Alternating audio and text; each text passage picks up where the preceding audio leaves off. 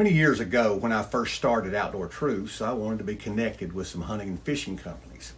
I felt like any association would help me grow the influence I wanted to have.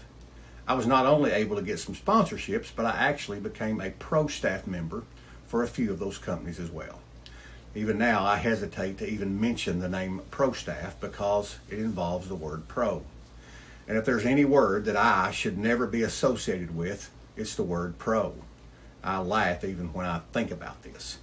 But for some reason, the real pros were busy with real pro stuff, so the trophy spike killer was available. So there I was, trying to act like I knew what I was talking about at places like Bass Pro Shops and trade shows.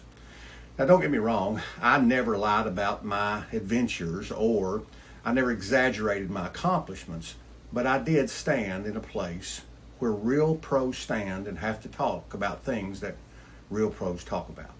But I had to do it with a surface level knowledge and a surface level experience. It was uncomfortable at times and very humbling at times, but it was part of the responsibilities that came with the position.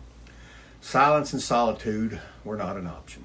I didn't want silence or solitude. I just felt like I either had very little to offer or that once I opened my mouth, my real status would be exposed. And this is also the dilemma for those of us who are Christians. It stands out to me that after Jesus rose from the dead, he gave his disciples a responsibility. He said, "You will be my witnesses." But then he gave them instructions to wait. Don't do anything, just wait. There's no doubt they were ready to tell anyone who would listen about what they had just witnessed. They needed no impetus, they needed no charge, they needed no motivational speech, and yet the instructions were to wait. But why?